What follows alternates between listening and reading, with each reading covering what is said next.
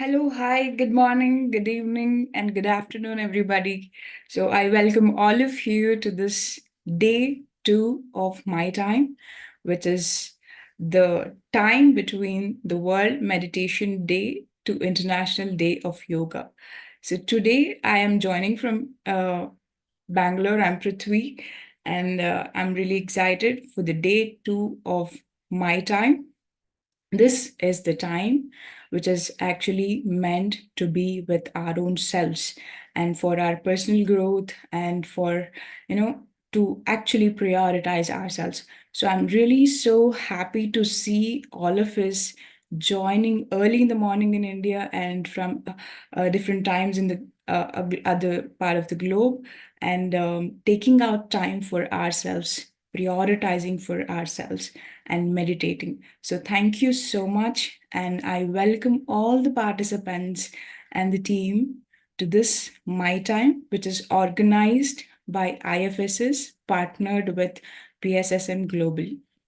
So, day 1, we just looked into the very important topic science of observation, and we were guided through the meditation what should be the attitude and the mindset when we start meditating.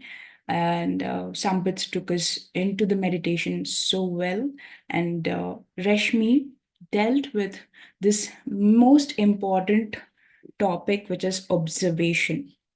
Through observation, we all can actually create a distance from our thoughts, our emotions, our feelings, and we can actually see things as they are. So it helps us to get more clarity. And the beautiful point of observation was as we become more observing, we start getting control over our actions. So, this is such an important thing which we need to practice. So, for the next 31 days, including today, we are going to practice this observation, the act of observation, where we observe our natural and normal breath and we improve the skill of observation in our life. So, today, we have yet another interesting topic, which is the science of meditation. We all know how to meditate. We went through the steps of meditation yesterday, but today we will be understanding the science part of it. Why do we meditate in that certain way? So, before we get into the topic, we shall meditate first for the 40 minutes. And to guide us through this meditation, I request our meditation master, Sharath, who is an IT professional and been meditating since 2 decades. And he's been our dear friend, a mentor. And today we have him on board taking us through the meditation. Hi, Sharath. Hey, good morning, good evening, everyone. I hope I'm audible. Yes, Sharath, very clear. Yeah, thank you very much, Prithvi. It was a beautiful introduction into the second day or the third day of my time. I think it's second day. If we look at the Right. first day is zero. So let's start getting into the meditative mood, right? Before we get into meditation. So I would say, um, please collect yourself, leave all the thoughts which are happening now. There is no urgency, nothing. We have to completely devote our time at this time for meditation. So we have to get into that meditation. So please feel comfortable quickly in the next 10 to 15 seconds. Find a place where we can be already there. I understand, but be comfortable, collect yourself, adjust the postures, whichever is comfortable for you, sitting on a chair or sitting on a floor, on a mat, whether you are sitting folded legs or grounded onto the floor, no problem. You can keep your spine erect or you can actually make it more comfortable while leaning also is okay. So whichever is comfortable, please find that posture coolly. There is no hurry.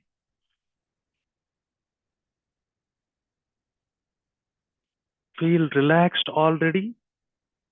More the body is relaxed, mind gets relaxed. So feel relaxed. Have a simple smile on the face. Very simple. So we are getting into a wonderful observation mode. If you have specs or something you're wearing, please take it out.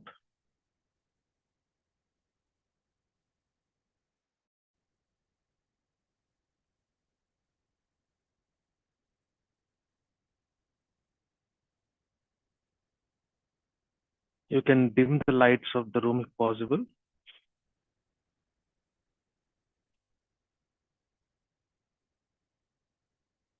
Feel very relaxed, completely relaxed.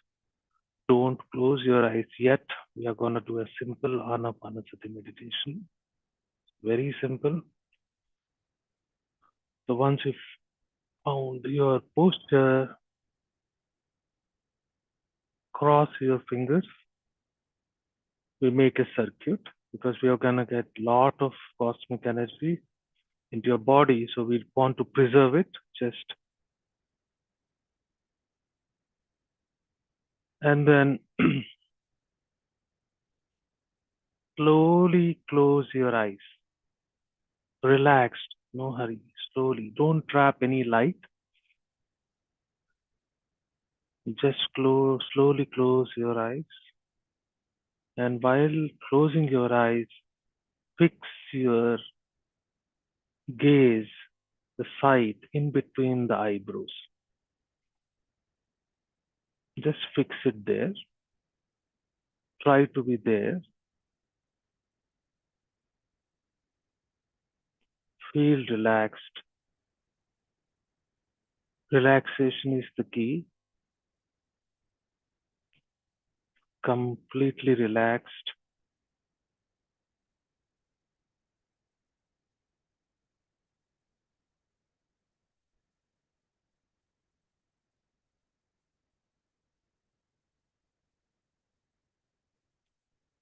Take 5 seconds time to get into this mode.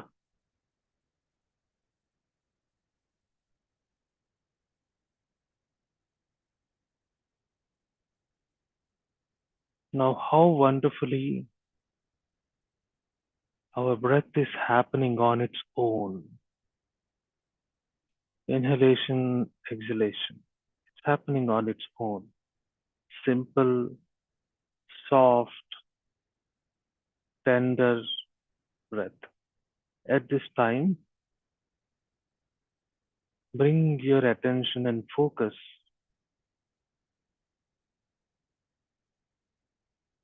to your breath as it is happening. Feel relaxed. Please do not alter your breath.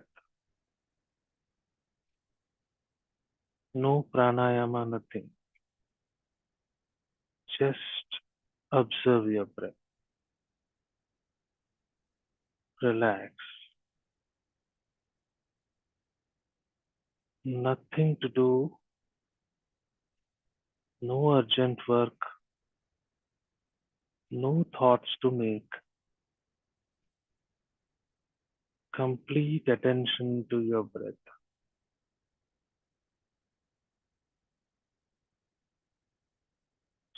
If possible, start with inhalation. After you exhale, wait for inhalation to start on its own and be with the breath.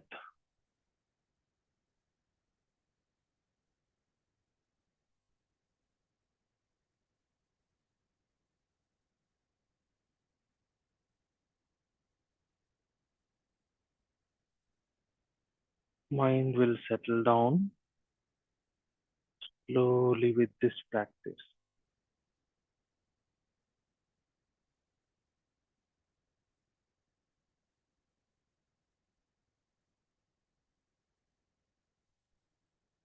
Relax.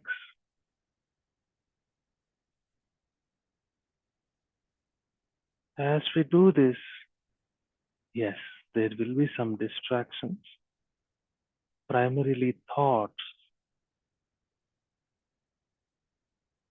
They starts popping up. No problem.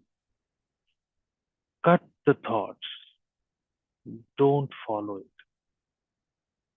Come back to your breath.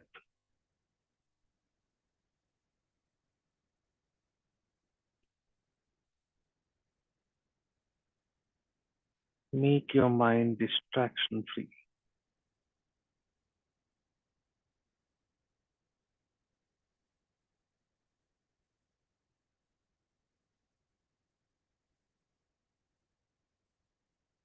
Feel relaxed.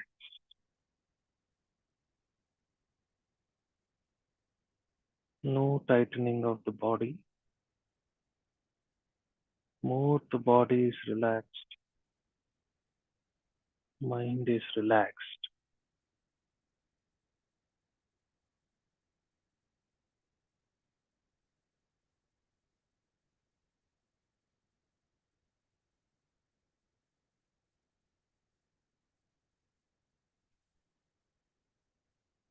We will have a light background music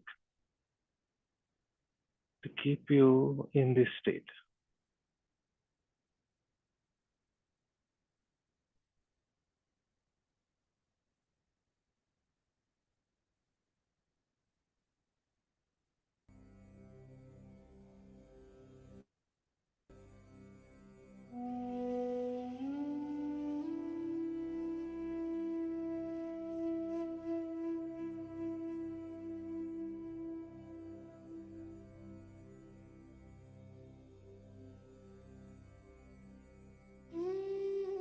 No visualization, no thoughts. Feel relaxed. Come back to your breath. It's the most beautiful thing happening. Your breath.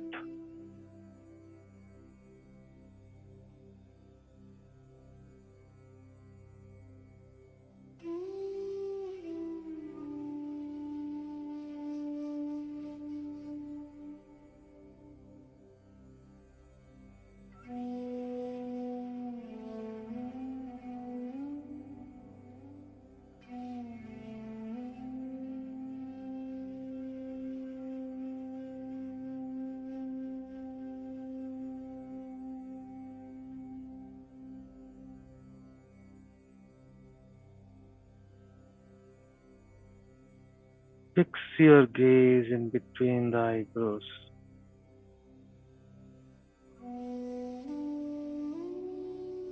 Observe your breath.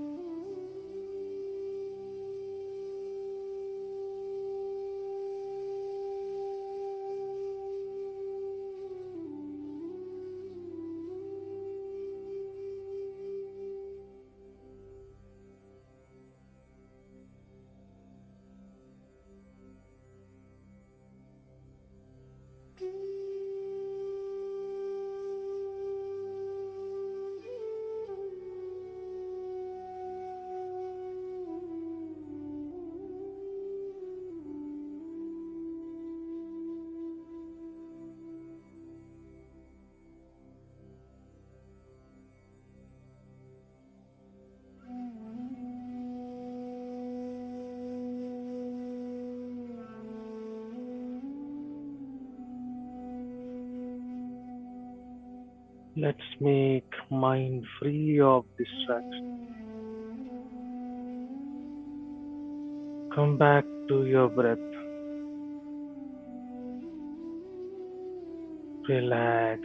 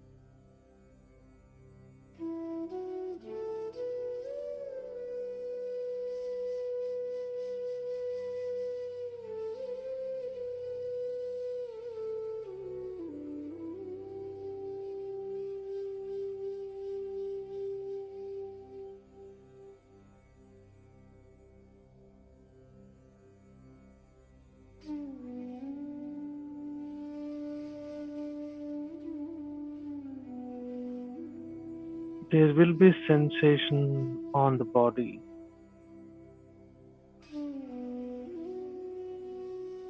itching, pain.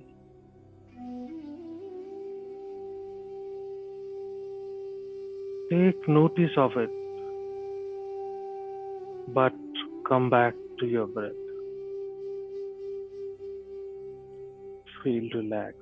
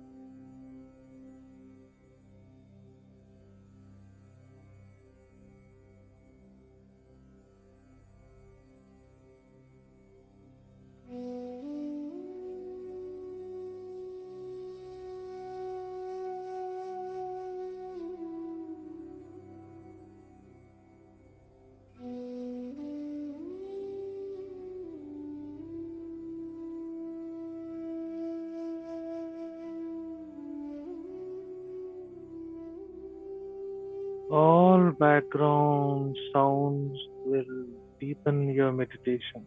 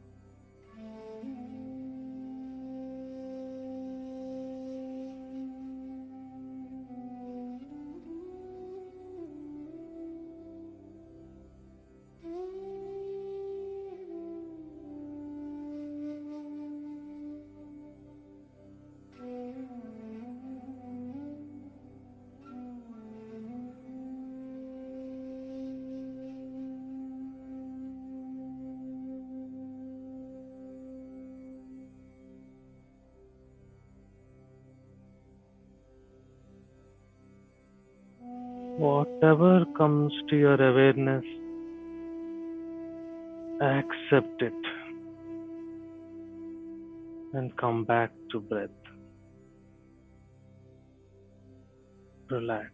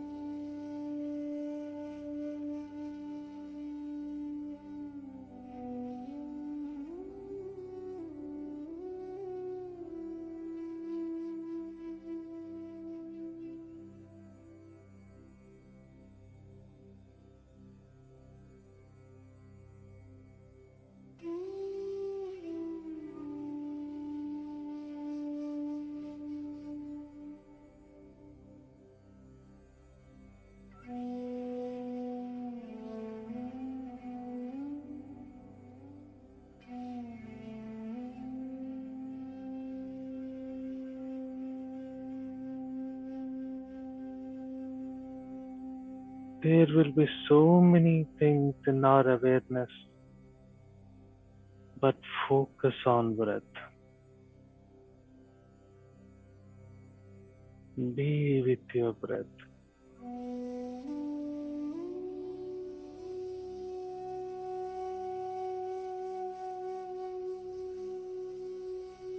More we are aware, less we are distracted.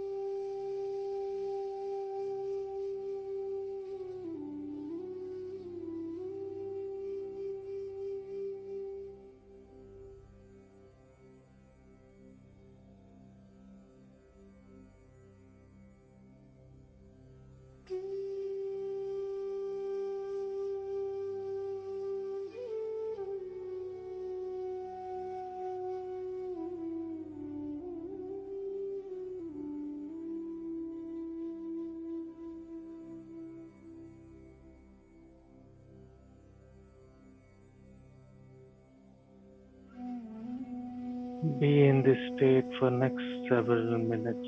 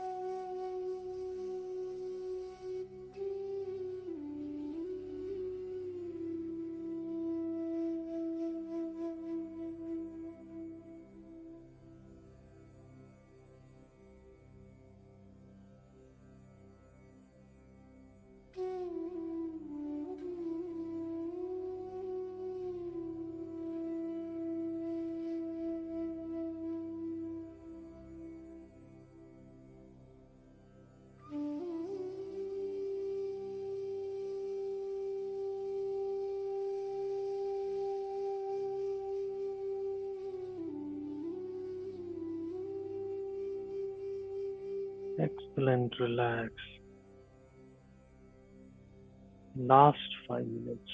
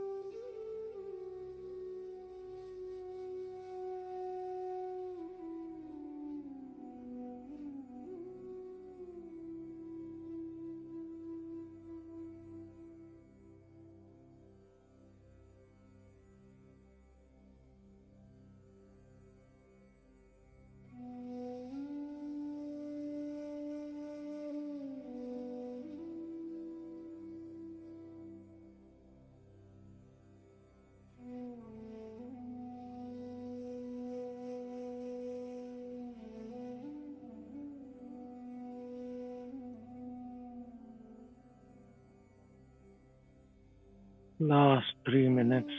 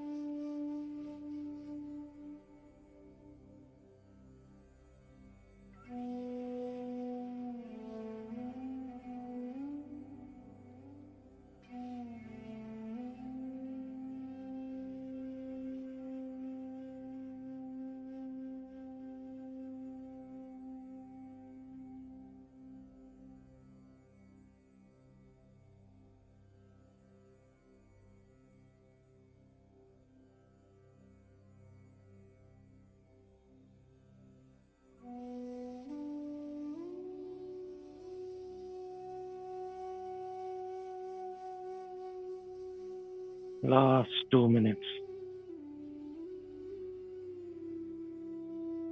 Relax.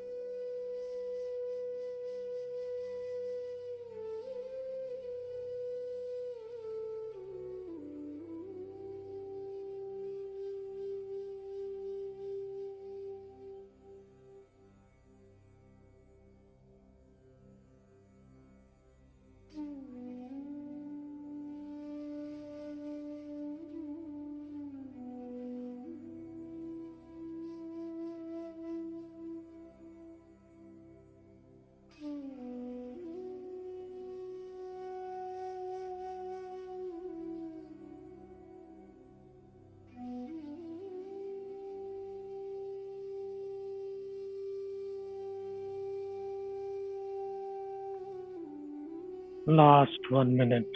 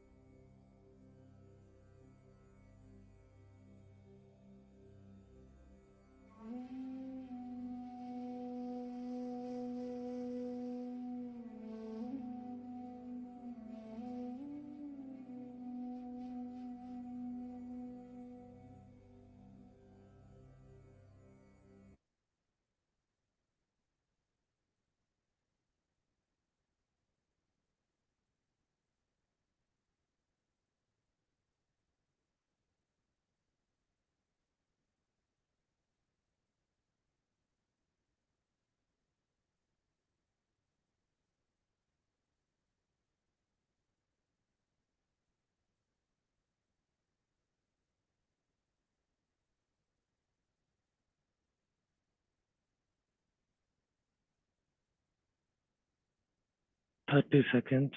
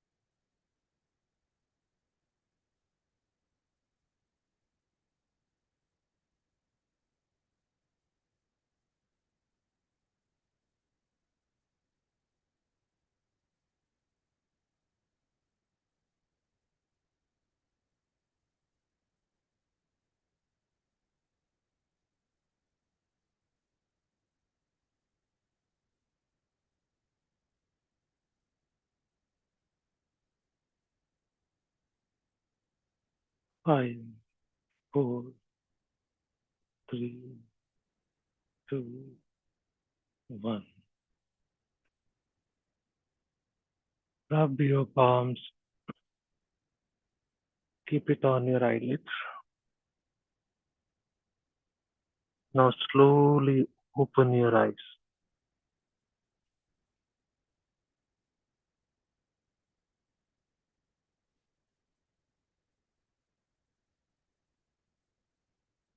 This is a wonderful time to meditate.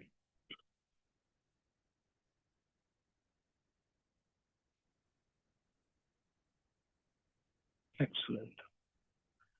Thank you, masters. It was wonderful meditation. Over to you, Prithvi. Thank you. Thank you so much, Sharath. That was really very relaxing, very, very deep meditation. Thank you. Thank you so much for taking us through this deep meditation.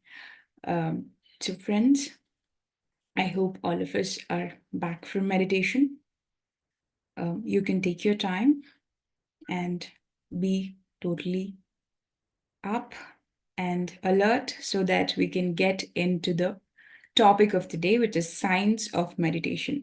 So, to take us through this topic, we have a special speaker for the day, which is Rakesh Jalumane. And Rakesh is an entrepreneur, a former delivery director at Cognizant, and now he is a trustee at Buddha CEO Quantum Foundation.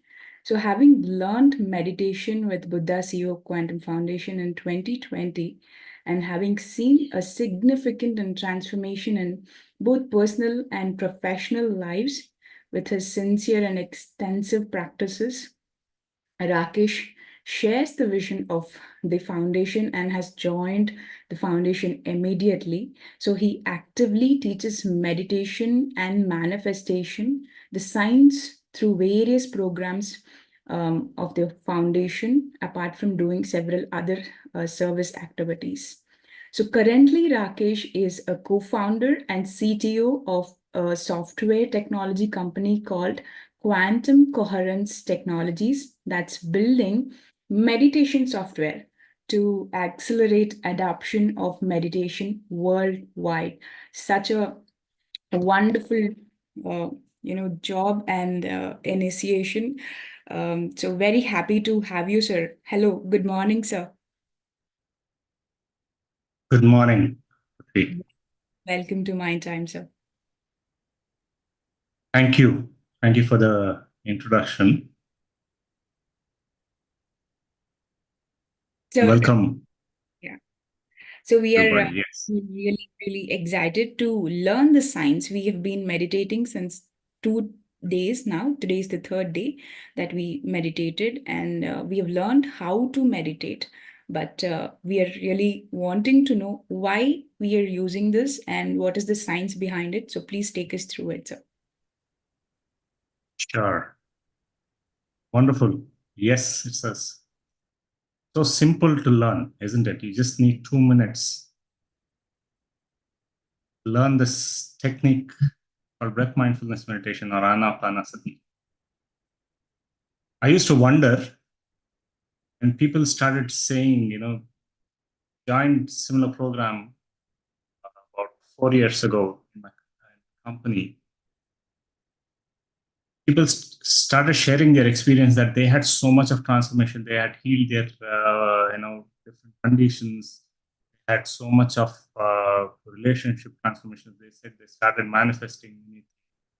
I used to wonder, the technique and what we are doing is so simple. Can it be so much powerful? It's the analytical minds, people who've been starting. For me, that program was the first introduction into meditation. I didn't know anything about meditation. Of course, I had heard about it. I had some lot of myths about it, that okay, I had to go somewhere, sit in a secluded spot, spend a lot of years and years and years with giving up everything. That's what I'd heard. So I was actually curious when I got this program from my company. In fact, it was in my company. Thinking it was just a 1 day session, I just joined that. A very, very, very busy person. When I heard this, my curiosity was so high. So I did that meditation. First day, the technique was shown, practiced it, but doing nothing different, just observing my breath and not trying to force my breath, not trying to do any special asanas. That's all I had heard about it. How can that be so powerful? My analytical mind kicked off and started wondering and then started doing my own research. Because some of it we learned through that program, the Quantum Foundation doing at that time.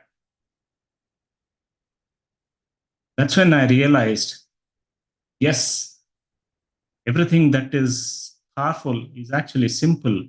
This technique is so simple yet so powerful. And there is so much of science backing it.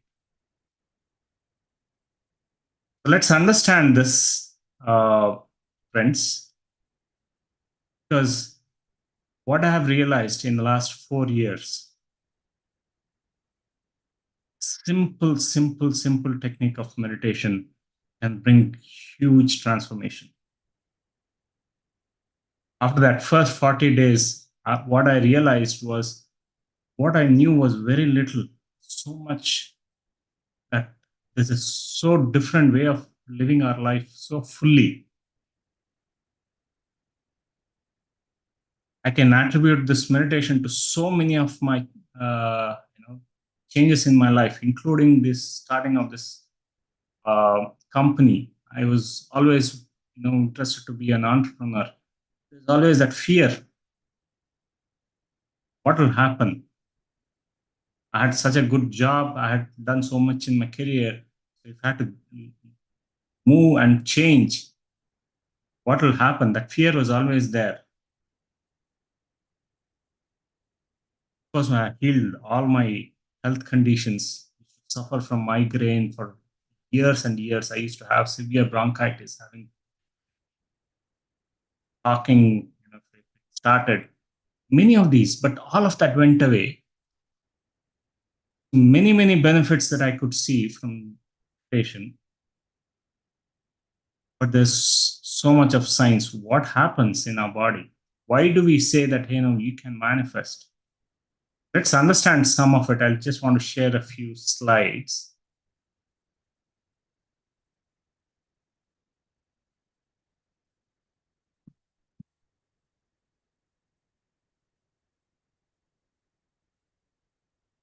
Hope this is visible. I'm grateful to Brahmarshi Patriji for bringing this simple technique of meditation, because he showed that this meditation technique can be there for everybody. But more importantly, he said this is actually a very scientific practice. Because for me, that was important. I was a professional, lot of analytical mind, and I was always looking at ways to see how things happen, because my analytical mind had to be satisfied. Because beyond that, with meditation, we go beyond it. So let's understand this first about how our mind works, right? So most of us, when we are through our day-to-day activities, we have a very restless mind. Restless mind leads to a lot of negative thoughts. Some deadline at work or something at home, there's something to be done at home, and then there's so much, but at the same time, you have some other priority that needs to be taken care of. You become, mind becomes restless, and you start thinking, oh, can this happen? Why is this happening? Why is this happening only to me? A restless mind is a full of negative thoughts. Okay, so my colleague got promoted. What about me? What did I do? I had put in so much of effort. Why is this not happening to me?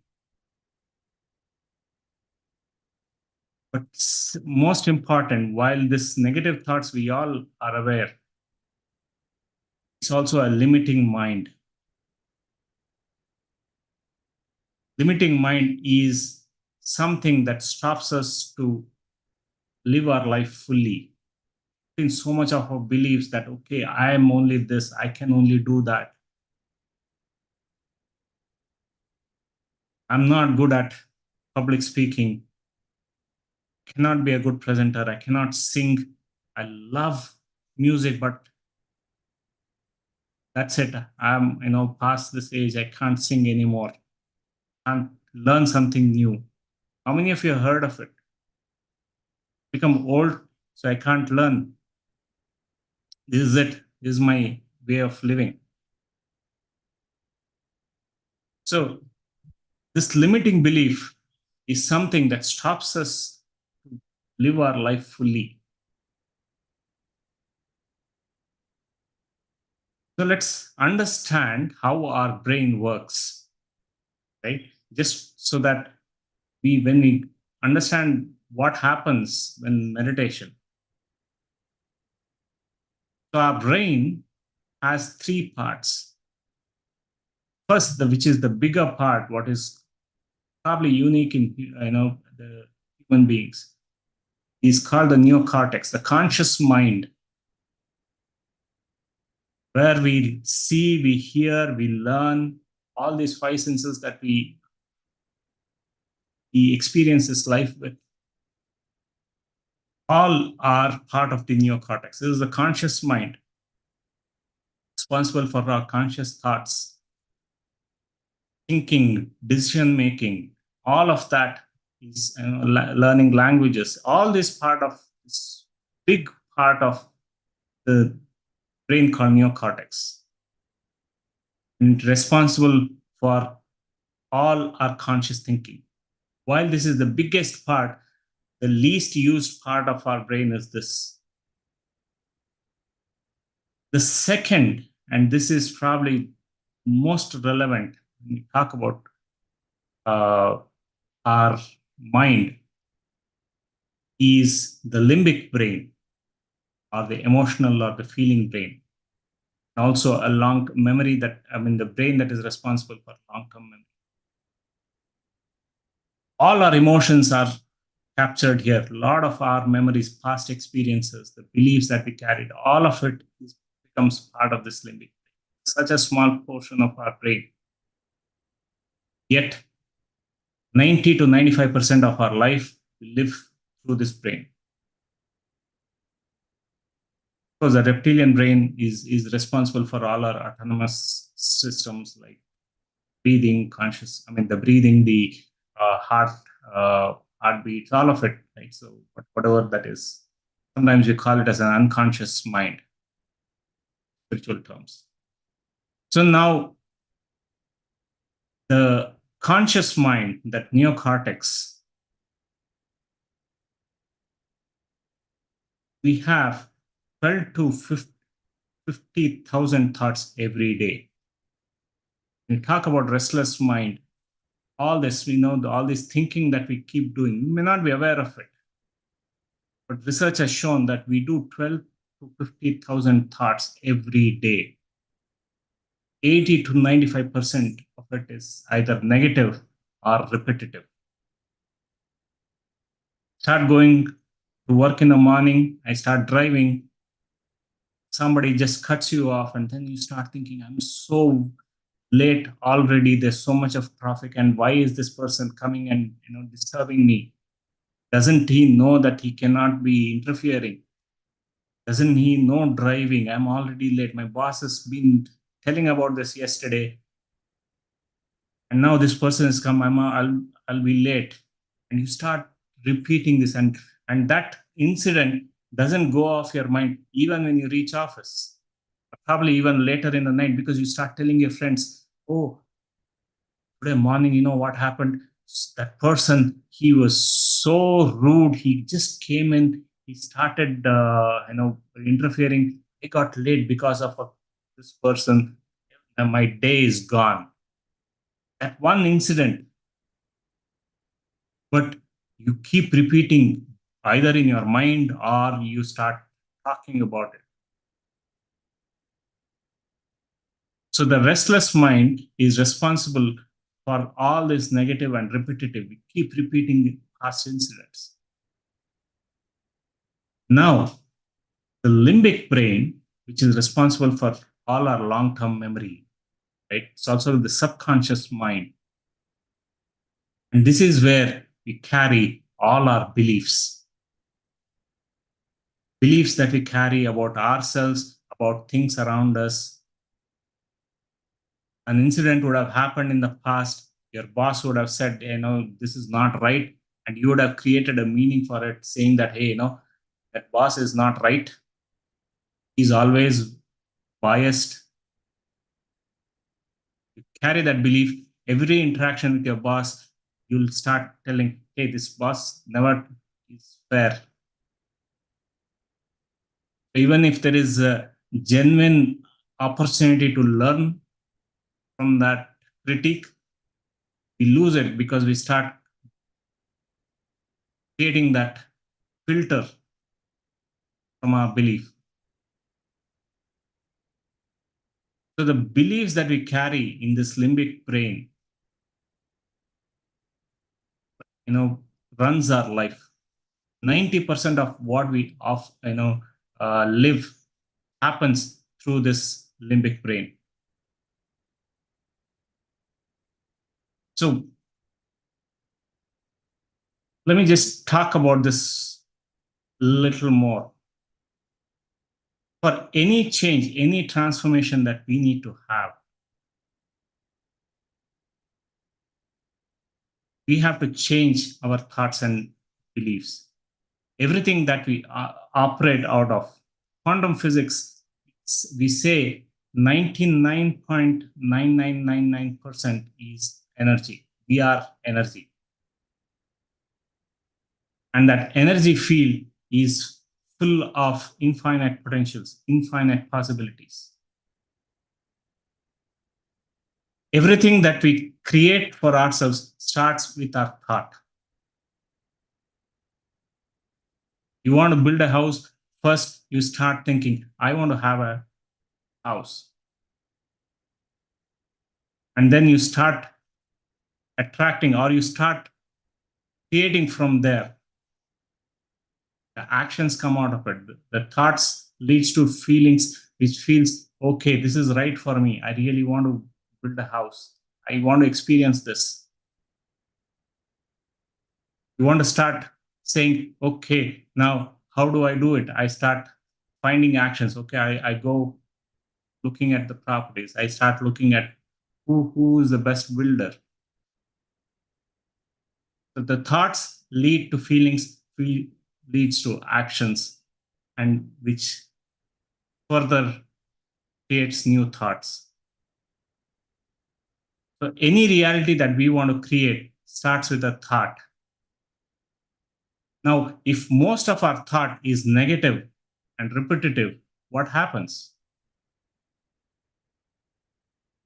Our life will continue to be the same. I want to be the leader. I want to be the best person that I can be. I want to learn music. Now, if we have to change our reality around us, first thing that we have to do is change our thought. Change our thought, we have to change our belief. If the belief that we carry is, I can't learn, I'm already 30-year-old, 35, 40-year-old. There's no way I can learn. I don't have time. That's a belief. I used to think when they started this program, and the program said every day we have to spend 75 minutes. I used to think, where will I get my time? I don't have time. I work from morning 8 to midnight, the global team. Where will I get time? I have absolutely no time for meditation. But friends, now I realize time is something that we can create for ourselves. Meditation actually helps you gain more time. So any change that we want to create for ourselves, first we have to change our thought and belief. And that's why it's important. When we start practicing important, we come with an open mind to learn. So what happens with meditation? Now, with meditation, we empty our mind. You would have learned about it. So when we empty our mind, we start slowly detaching from all these past beliefs. These beliefs are formed based on our past experiences. For example, I carried this public speaking phobia, so called. I couldn't speak in front of 10 people, except for my team, people whom I know, and that too only subjects that I knew. I couldn't speak in front of 10 people because somewhere in my younger days, I was trying to sing in front of people and somebody made fun of that. They may not have even made fun of me, but I carried it so personally, saying that, hey, I cannot do things in public. I'll be made fun of. That belief was so strong that I carried that all my life and said, this is true for any public speaking. So the past experiences which are stored in the limbic brain, and meditation slowly starts working on those limbic brain. Starts reprogramming, that's changing those deep subconscious beliefs. Once we change us, start clearing our mind from all those past experiences. Meditation helps us to do that. To reprogram them, next step is to reprogram them. You have to bring in new beliefs. You have to create new beliefs. That comes from wisdom. Start learning new books, new wisdom. Today, when I say you need I sleep only for 4 hours. The belief we carry that we need 8 hours of sleep every day. And you say, oh, is it possible? So when you gain a new wisdom, you removed your old belief, start creating from a new wisdom, you start reprogramming. Oh, it's possible. I can create my own reality. So then meditation plus wisdom transforms our thoughts and beliefs.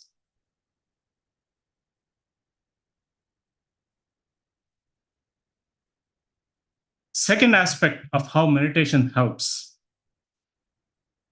One, by reprogramming our beliefs, as I mentioned. Second, research has shown meditation actually physically and physiologically transforms our brain. Typically, we say we are operating either as a logical person or a creative person.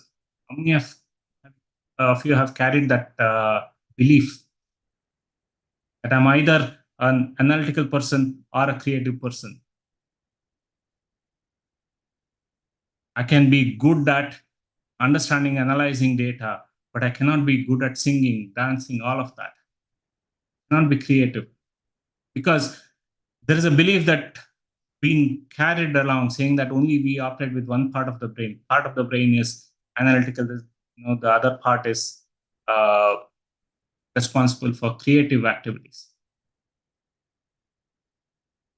Now, research has shown, and this is a research by Sarah Laser, a neuroscientist based out of Harvard, US. She did a landmark study in 2005 and looked at how meditation is impacting our brain. People started saying there's a lot of changes that happens.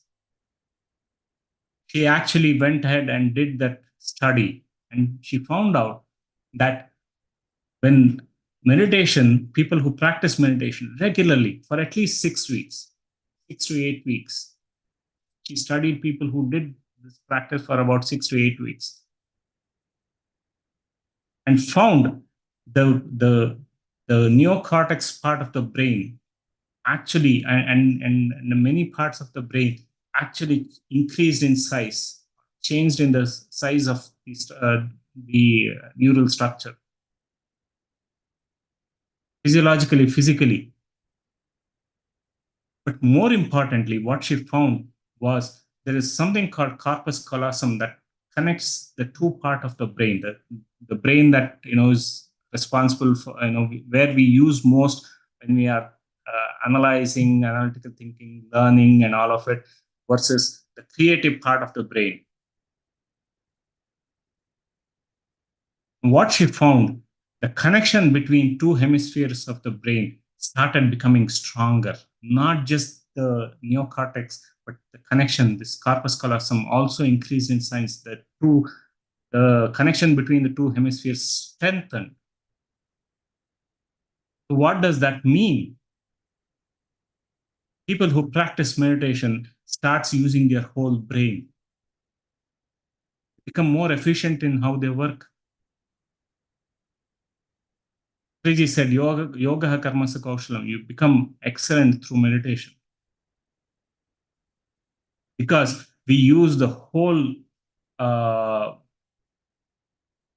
faculties of our brain. You can hear many meditation practitioners taking up new art form.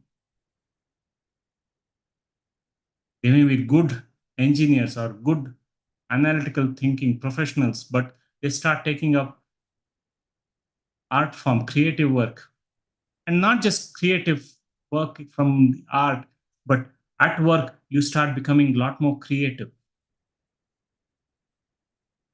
And there's a science behind it, because physically the brain changes. The second study, and this is an important finding from this research, is the limbic brain, as I was talking about, which is responsible for both our long-term memory as well as our emotions. Same part called amygdala. sometimes called as a fear center, because when there is a lot of stress, when there is a lot of fear, this part of the brain becomes very active. Stop thinking. How many of you have felt this? Suddenly there is a highly emotive situations. Suddenly you stop thinking, you start reacting, you start shouting, and or you could have many reactions to it. You either withdraw or start fighting. There may be no apparent reason, but suddenly just for you, you start reacting. That's because of this amygdala, because there is this fear center which starts creating the fight or fight response for us. Now, the study that Sarah Laser did, she found for long-term meditators, people, when I say long-term, people who practice regularly, at least 6 to 8 weeks, this part of the brain actually starts shrinking. So when I started experiencing this, I started losing fear about my future. The company that I wanted to start, where I was, fearing what will happen, I started realizing, experiencing, I no longer had that fear.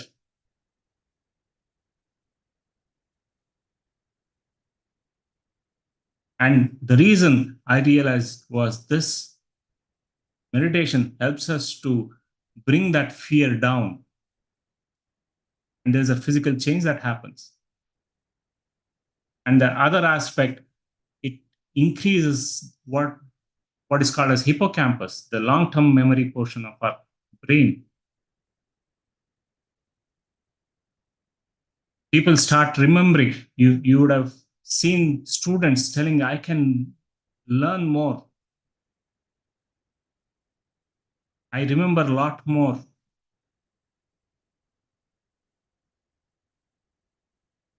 So meditation physically and physiologically changes our brain, friends, which creates a positive impact in our working. And that it also, the studies have shown, let me show you the second part, this brain waves. Our brain operates in various frequencies. When you're now listening to me speaking, you probably are in a beta state where you are focused when we are working in our day-to-day life. We are attentive. We probably are operating in beta state. We are awake fully. While this is neither positive or negative, it helps us to operate in an awake state. But most of us, we are operating in the high beta state.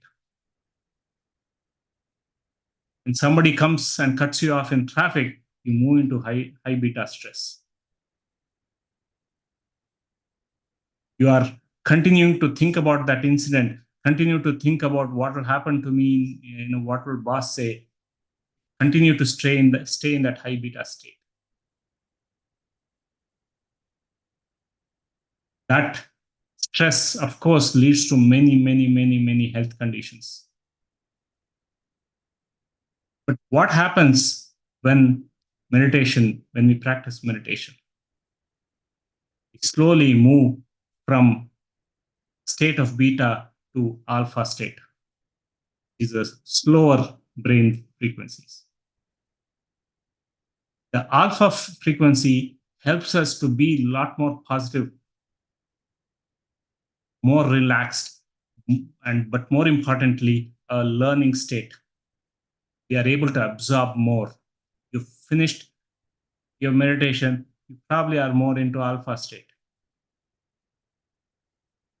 That's why meditators says, I can learn more. 70-year-old, 80 years old, age doesn't matter. People start learning more things. Chandra Pulvarsetti, the founder and my mentor of Uthasio Quantum Foundations. His mother, at the age of 70, she started learning music because meditation helps us to move into alpha state. Of course, many have experienced this already. When you wake up or just about to sleep, if you have good sleep, you typically move into this alpha state. A lot of people, you would have heard about this. You get up early, your parents would have told you, get up early, you study, you'll learn more. Because that is our natural state when we have no thought. Now, meditation helps us to move this naturally. A great book to understand this is called Mind to Matter by Dawson Church. When we move to alpha state, we start learning, but there is better states that we access with meditation too. Next, or the other state that we also go into is called the theta frequencies, theta waves. These theta waves are slower, but also helps us to bring a lot of creative insights to our solutions. How many have felt you had some problem at work or problem that you were deeply thinking, go to sleep, next day morning, suddenly you have ideas.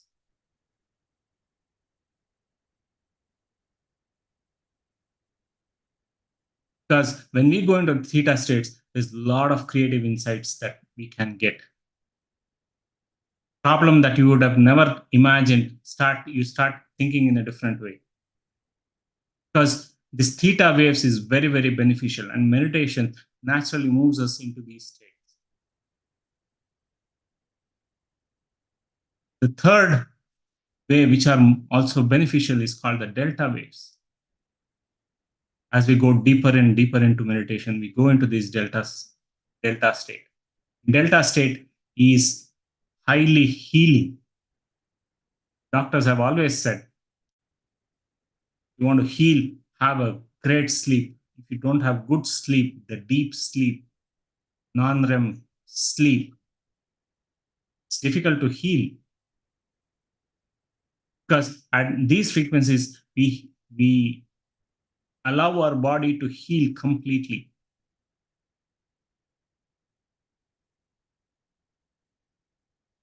And the fourth state, friends, and which is unique when you practice meditation, is called the gamma state. And this gamma state is a highly flow state. People, how many, you may have heard, or I'm sure others are tell, sincere practitioners of meditations, at times when they want to do something, they are fully engrossed in it. They forget everything. They forget to eat, forget to sleep, because they're so much into flow state. A lot of creative ideas, everything starts flowing. They enjoy it completely. They're so immersed in it. Highly performance, go into that peak performance state called the gamma state. With meditation, you can access this. So friends, some of this we may be occasionally accessing, if you're not practicing meditation, because of course, when you have a good sleep, when you're stress-free sleep, some of these frequencies we naturally experience.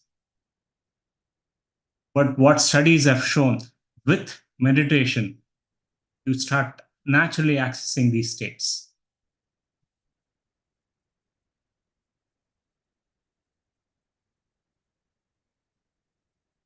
Do I have some more time?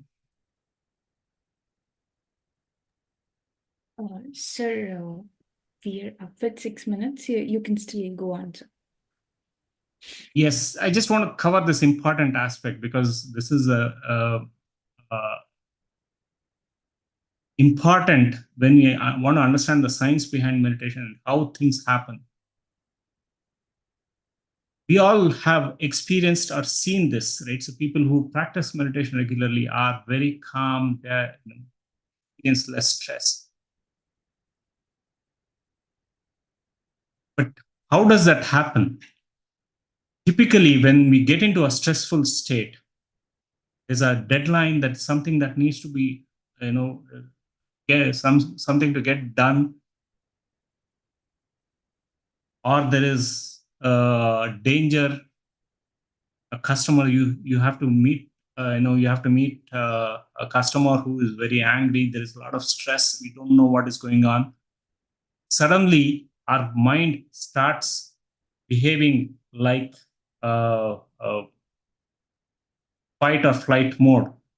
We start preparing, brain starts preparing us to either fight or flight, because in the animals, typically when there is danger, what happens? You either fight or you run away.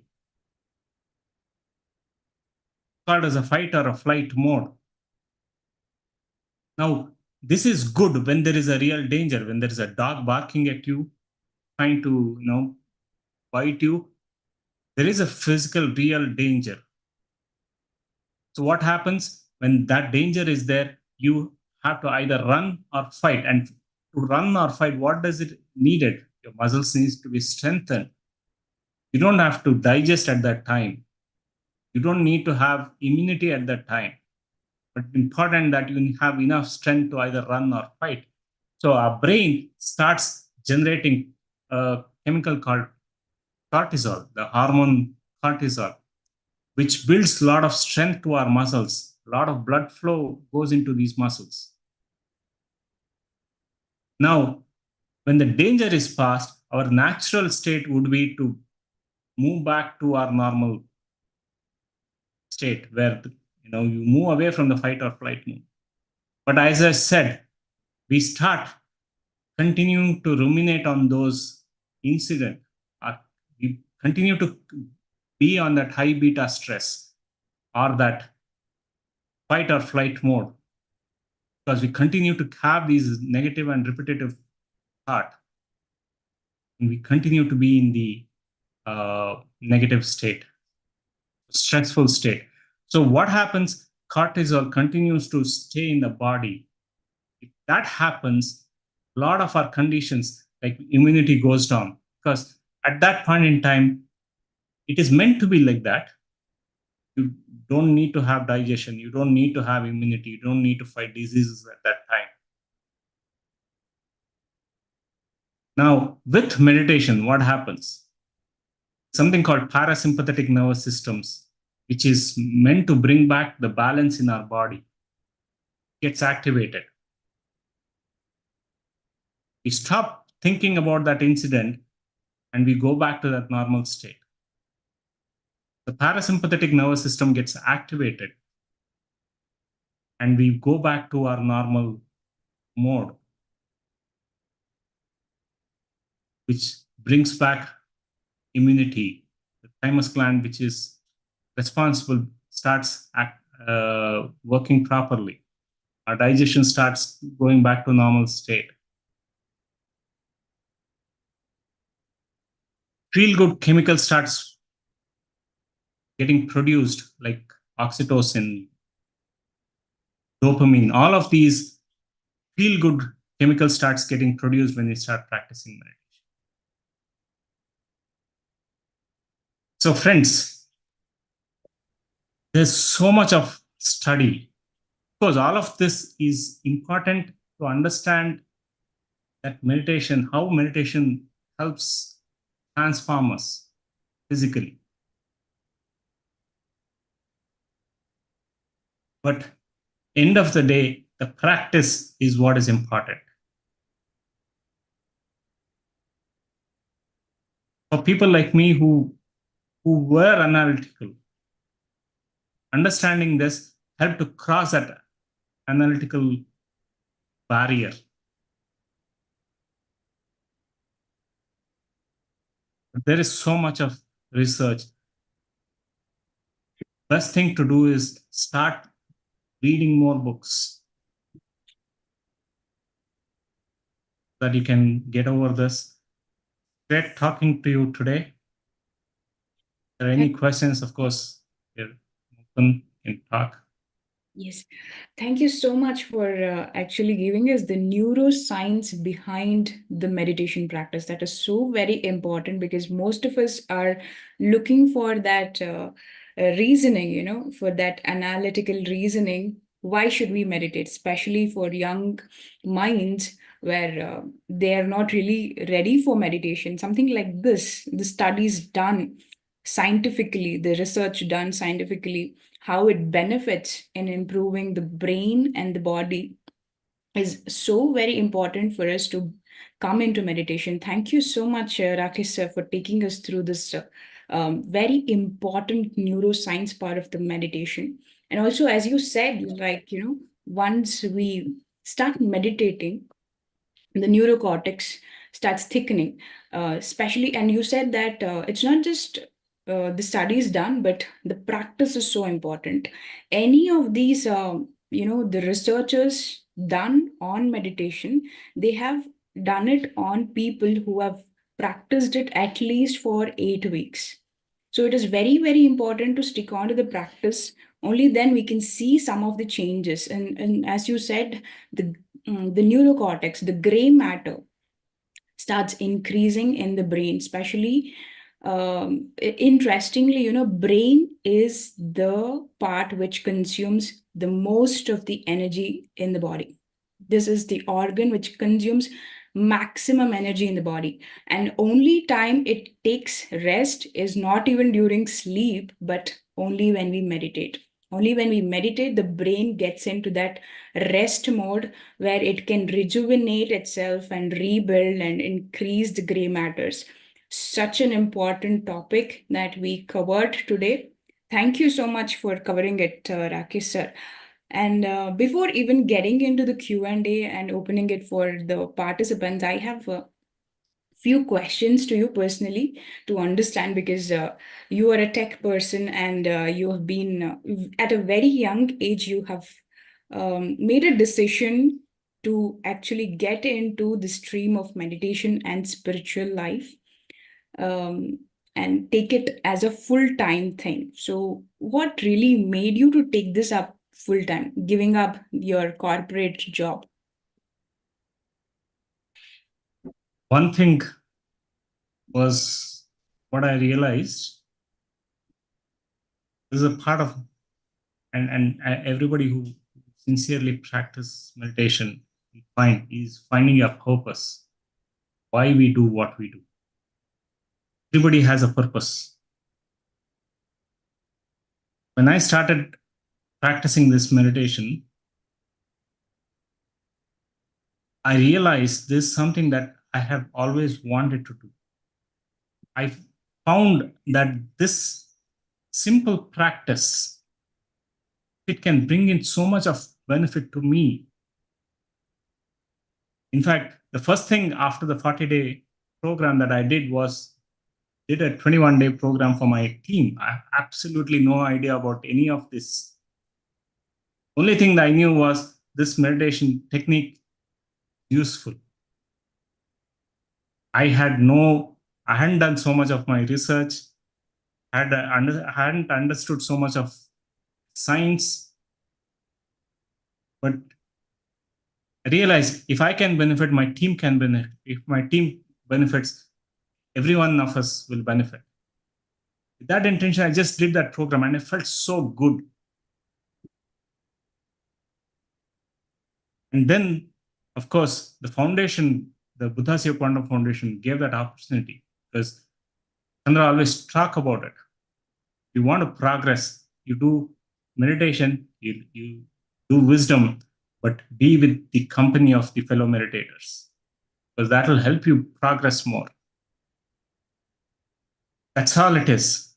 And I decided, okay, this is it. So if I have to learn more, you have to grow more, I have to be part of this. That's how I started. It's been such a great journey. Wonderful. Of course, it doesn't matter that it's not that we have to give up our day work, right? In fact, my inspiration to start this company, which I always had wanted to start a company, that got inspired by what I saw, the benefits of meditation. That's Yes.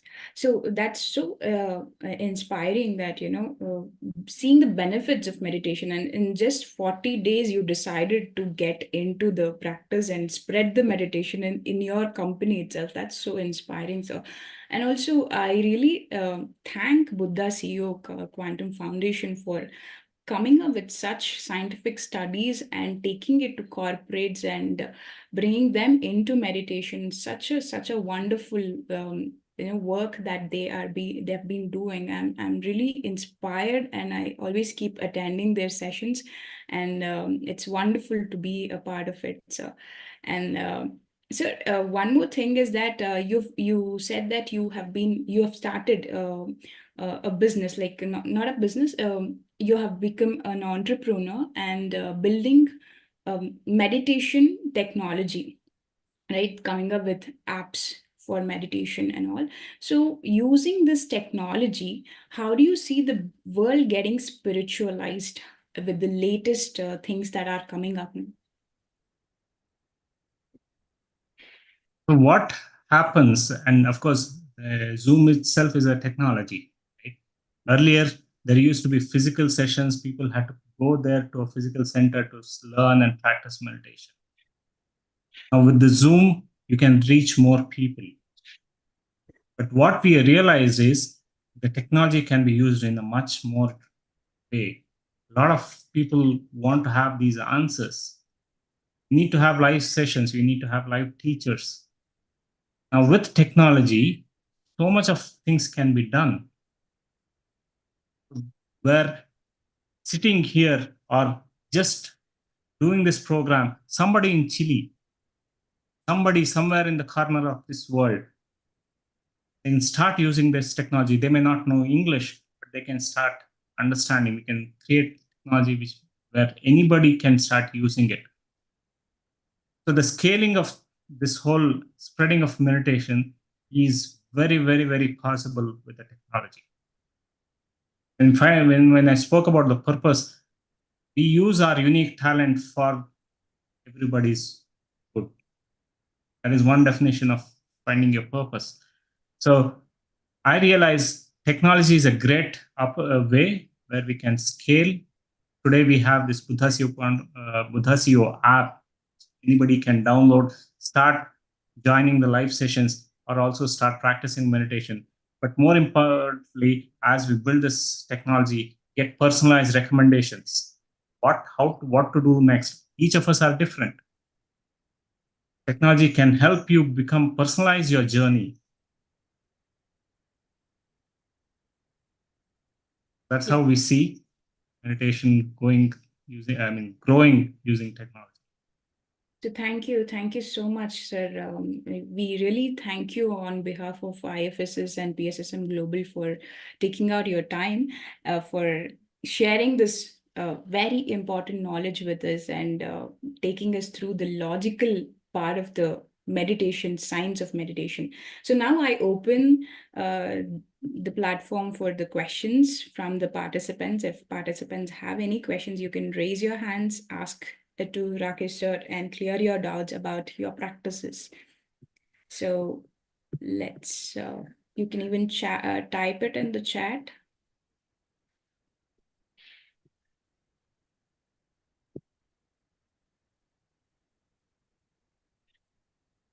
So by the time we get the questions, sir, also,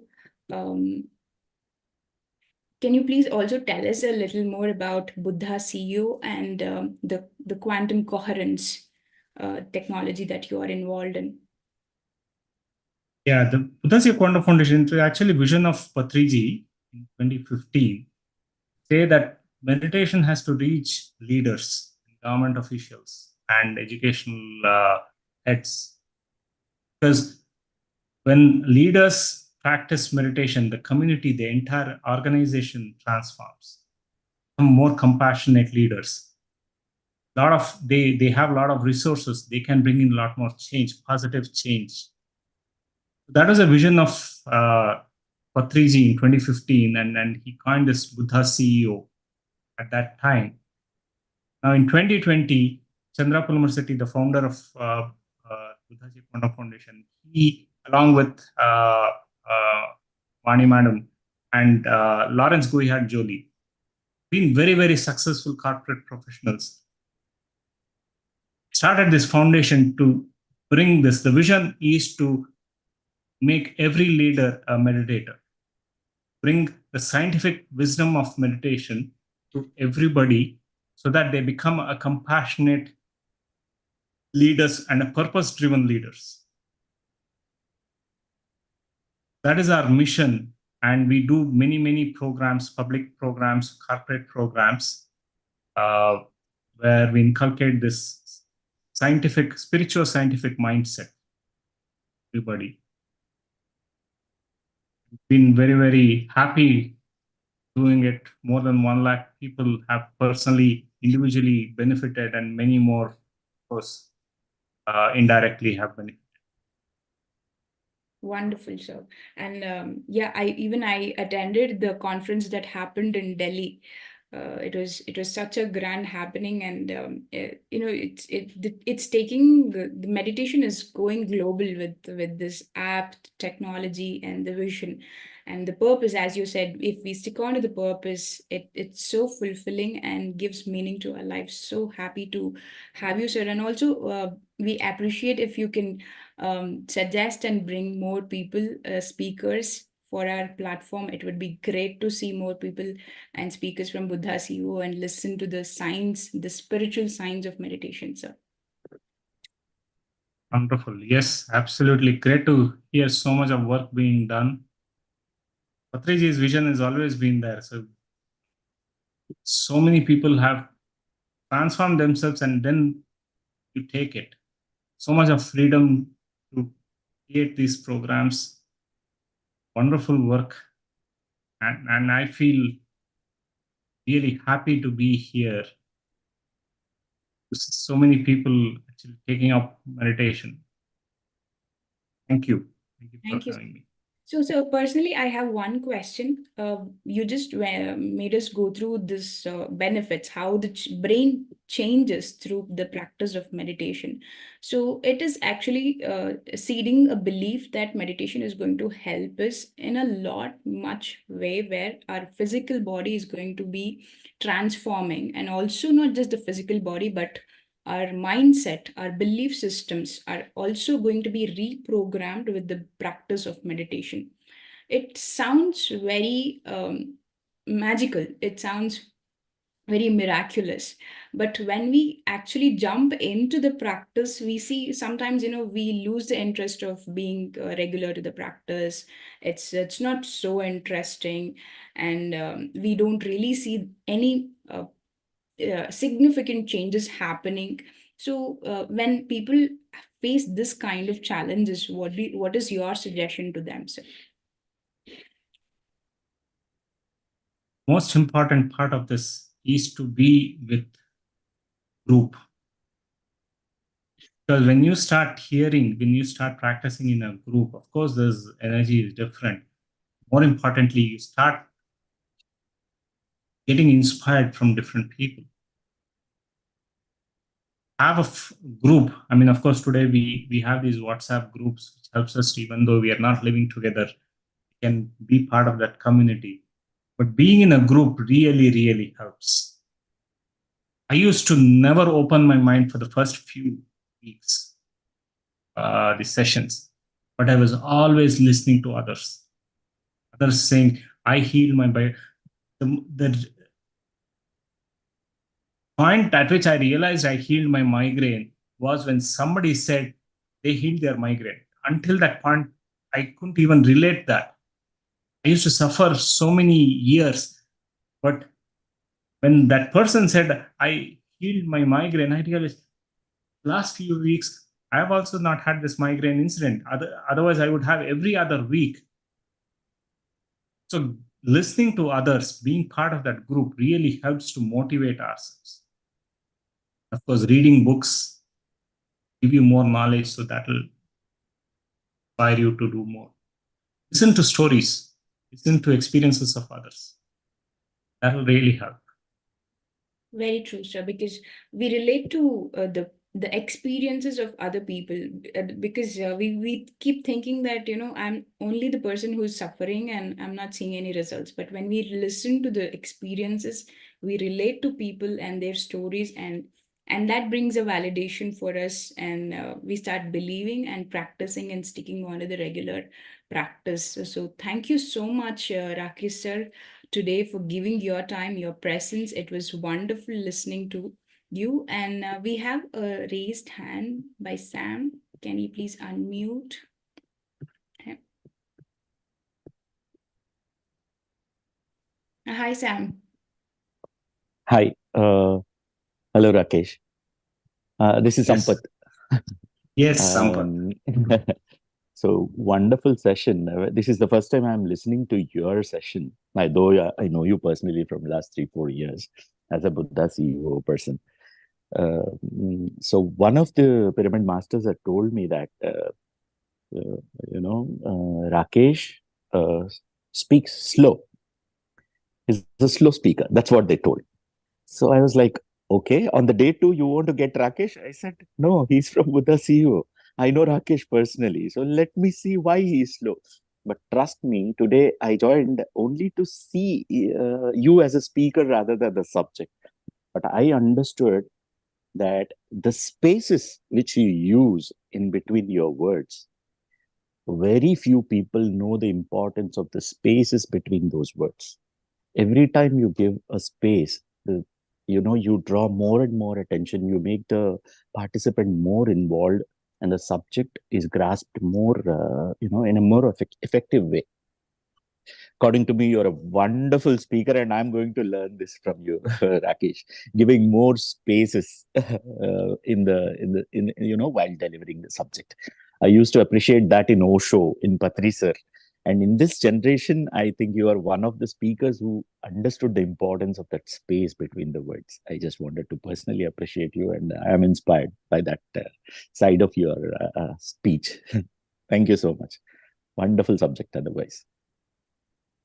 Thank you. I give credit to only meditation. Always. I've never, if before meditation somebody was tell me this, I would have laughed. Correct. I was not a speaker like this. Definitely not. Right. Thank you. Wonderful, Yes. Rakesh. Thank you so much. Thank you, Sam. Thank you for actually highlighting that the importance of space while we speak, and today we could actually sense it. And so we have a question in the chat now from Rajiv Kumar. He's asking that, is there any scientific evidence that meditation can change expression of genes, which is epigenetics? Read this book called Mind to Matter. Definitely a lot of studies that is going on. In fact, there's one study which said people who had genes of diabetes, right, who were been prone to meditation, diabetes. Two groups, one group which actually started becoming, with elevated emotions, they started enjoying their life. The genes for expressing diabetes was less expressed. Our thoughts and feelings actually expresses the genes that we want to, that's there in our body. Having a gene doesn't necessarily mean that you will have that condition. Of course, there are studies which shows that gene is expressed based on our thoughts and feelings. And of course, we know meditation is definitely transforming our thoughts. Yes, very true, sir. Very true. And also, scientific evidences, if they're referring to, I think they can also look into the work done by Dr. Bruce Lipton. He's a great cell biologist, and he has specially done work on epigenetics, where he says we can overwrite the genes. The environment is which is actually controlling the genes. It's not the genes that control us. So if you want to have more knowledge and to know more about the scientific studies done by it, you can always look into the work of Dr. Bruce Lipton as well, along with the Mind to Matter of Dawson Church. Biology of Belief is a great book. Very, very simple to understand. Right. A lot of Correct. And thank you, sir. And also we have Vikal Gupta raising the hand. Can you please unmute him? Hi, good morning, Rakesh ji. It was a fantastic session, and it has, enlightened a lot. So we talked repeatedly about that healing part. So like you healed yourself from the migration, and many other people had the experience of healing certain diseases and all. So my question is for me, and for the benefit of the others also. When you have to heal something, it is a simple, do the meditation, or you have to take some affirmation or imbibe something before getting into meditation for that particular thing. can be both. For many kids, like for me, I didn't have to do anything specific. My migraine, my bronchitis, in fact, that was more of a byproduct for me. So meditation by itself heals many conditions. But for some, and of course, there are some deeper healings that happens, which is based on the deep subconscious mind programming. Affirmations definitely help. So definitely an add-on, but meditation by itself is heals many patients naturally. Hope that helps. Yeah, thanks, Rakesh ji. Yes, thank you, sir. And we have one more raised hand, Manam Surendra. Can you please unmute him? First of all, good morning to all. Thanks for giving the opportunity for all the team members. This is regarding like whatever the Rakesh have told, right? See, even I have attended the neuro linguistic program in NLP. So that time I used to see this kind of things. They can heal many things by using the subconscious memory actually. So it is really going to help actually when you continuously practice. When we practice like 1 week and we can say that it's not working out. But if you practice it at least like 2 months or 3 months continuously, using your subconscious memory, automatically will start reacting, and soon you will get recover actually. This is I saw many programs are but I never practiced it seriously because my shift timings are like sir told, right? My shift timings like 6 to 3. Again, I'm every day waking up 5 o'clock. It's like hardly 3 hours, 4 hours sleep. But initially it was very difficult to me.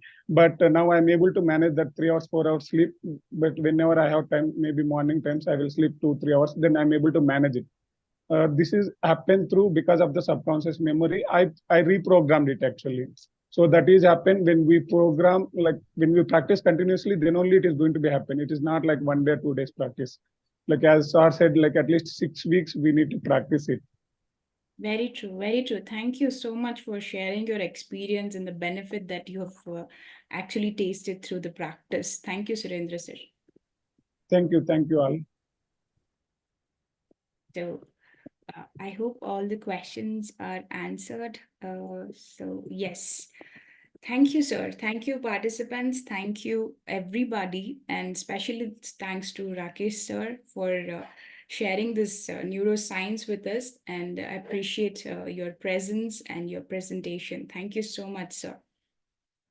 And thanks to all the participants. Yes, sir. Thank you. One thing I just want to add, we are here in Pyramid Valley, universal vibrations.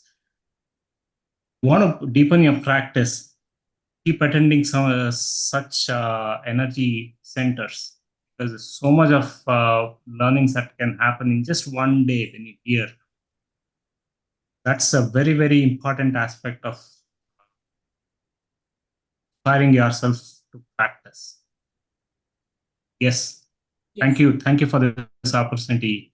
and some else. Thank Thank you so much. Thank you, sir. Thank you so much. Yes, Pyramid Valley, it's all prep for the Buddha Purnima program, and that's the place where I connected to Anapanasati, and a beautiful place to actually retreat from all our general activities and be in the peaceful and energetic waves. So thank you so much, sir, and thanks to all the participants. We have gone through the science part of the meditation, how it is going to help us change our brain, our belief systems. So it was wonderful listening to Rakesh sir today. So let's meet again tomorrow with another beautiful topic and meditation practice. And tomorrow being the Buddha Purnima, let's come with gratitude to the great master Siddhartha Gautama Buddha. So see you all tomorrow, and thanks for joining us. Bye-bye.